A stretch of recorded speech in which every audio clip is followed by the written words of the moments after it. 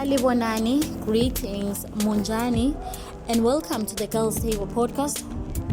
I am your host, Bekezela Mguni. So in my podcast today, I am talking to Dr Samukele Hadebe to understand the role of religion in maintaining peace. Ngiyalamukela Dr Hadebe. So umbuzo wami mhlawumbe oqala ukuthi, may you explain to us what role do religious leaders play in promoting peace and resolving conflicts? On what role do religious leaders play in promoting peace and resolving conflict? First, I would say they are leaders, and as leaders, they are looked upon to give moral guidance.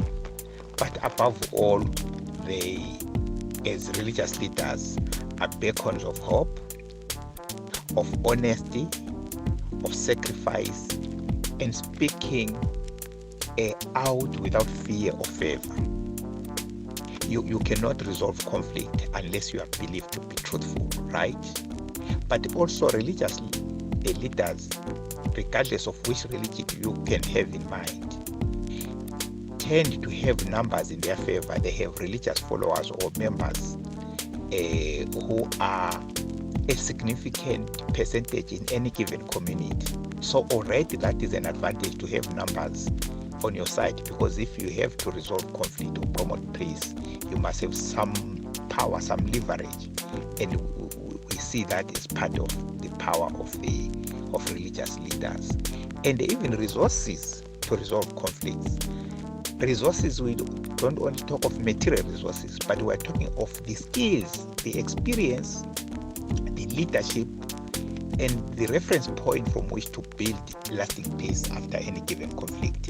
And most religious leaders, you can't be a religious leader unless you have such skills as a leader in social and economic issues, in moral issues and the like. But perhaps lastly, as members of the public, we all submit to religious leaders of one form or the other, regardless of our political differences, racial or ethnic differences, or even social class differences.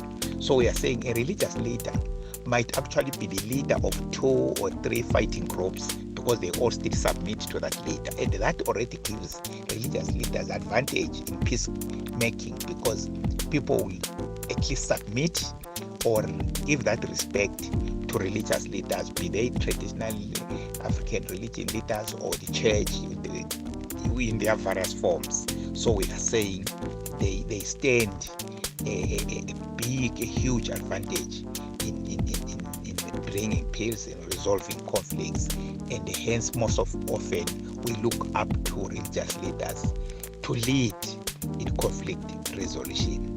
Thank you. Kakhulu mnumzana, ngiyananzelela vele ukuthi ama-religious leaders as leaders siyabathemba kakhulu.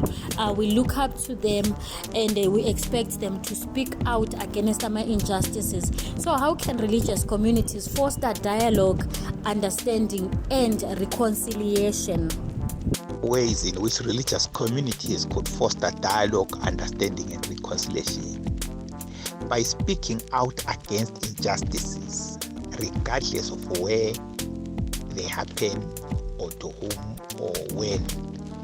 If you're a religious community, you believe in your faith, you believe in love, you believe in a God or whatever you believe in, then you must put your head on the block in the fight against injustice.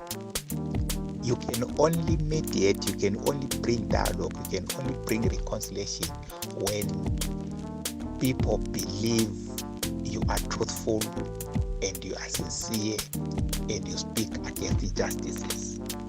So you must also speak truth to power. People must believe that you say your mind about the truth to whoever, regardless of how powerful those people are. Then you can foster reconciliation. But above all, you must be impartial and not taking sides. You can't bring peace, lasting peace or dialogue if people believe you have a side you are supporting. And you must earn the trust. You don't just promote dialogue, you don't just promote understanding or reconciliation. You earn the name. You must have those credentials through your service, through your work, through your people who test you on certain things to say this one is honest, this one will speak the truth, this one will take sides. Whatever he or she says, let's believe it because it is honest. So it is how you conduct yourself that will guarantee whether you can promote and foster dialogue, understanding or reconciliation. This is not a given. You work to earn it. What initiatives have religious organizations taken to promote peace and resolve conflicts in Zimbabwe? Religious organizations have taken to promote peace and resolve conflicts in Zimbabwe. If we are specifically talking of Christian organizations, which are in the majority in this case, I think they have done exceedingly well in that regard.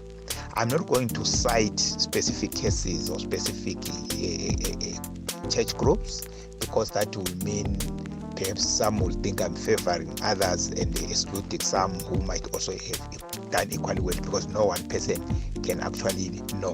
But we know for a fact that in times of conflict, for instance, if we take the case of Operation Murambatsvina where many people were displaced, we know that the churches gave refuge to victims of that displacement or violence. They gave them food, they gave them shelter, they gave them medicine, they gave them clothing. So they gave them security in a way. So we can say the churches have played, they can play, they will continue to play those roles and will encourage them to do so.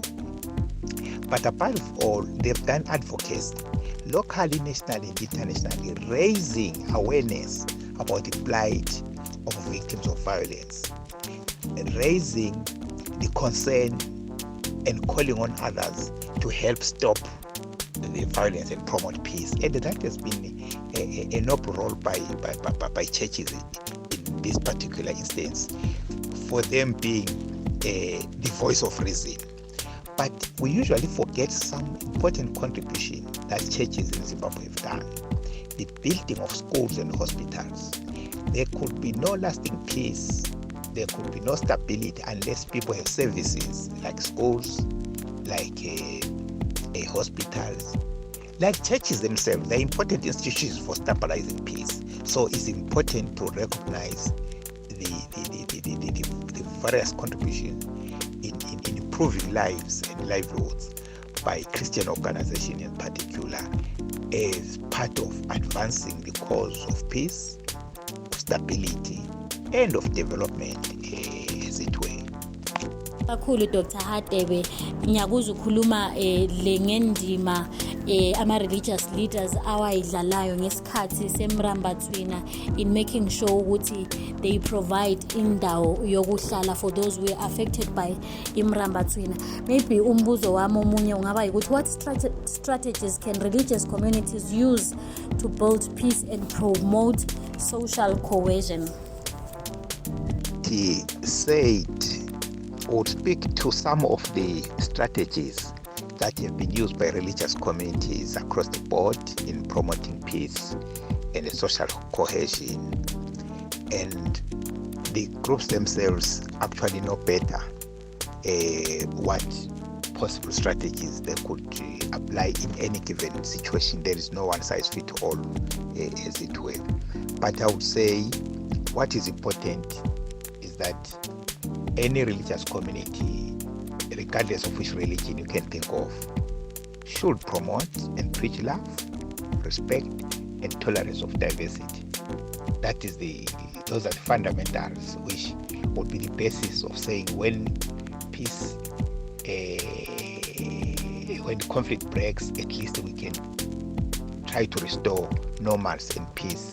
Because unless there is tolerance, unless there is respect of diversity, respect of others, unless there is that love, that neighborliness, it will be difficult.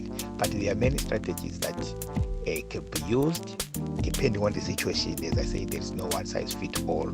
But what is important is that standing. If you are part of a religious community or religious leader, you must have that standing in community that will confer you with that legitimacy to be seen to be a neutral peace broker. Otherwise, there is no way that one can really hope to foster peace and social cohesion in any community. Thank you. To our audience, thank you so much, Dr. Samukele Hadebe, for making time for us. I hope someone would listen to this. Kube khona akufundayo. Nginanzelela ukuthi ukhuluma la ngokuthi ama-religious leaders are people that we trust, esikholelwa ukuthi ba-faithful and abalayo i-favor. So ngabantu esibathembayo who play an important role in resolving our conflicts in our communities. Until next time from the Girls Table, please don't forget to follow us on our social media pages. Go Twitter, it's table_girls. Go Facebook, the Girls Table. Go Instagram, the.girls table. Hamba la ku LinkedIn uscheck njalo la ku YouTube. Until next time, and from me, your host Bekezela, ngiyabonga.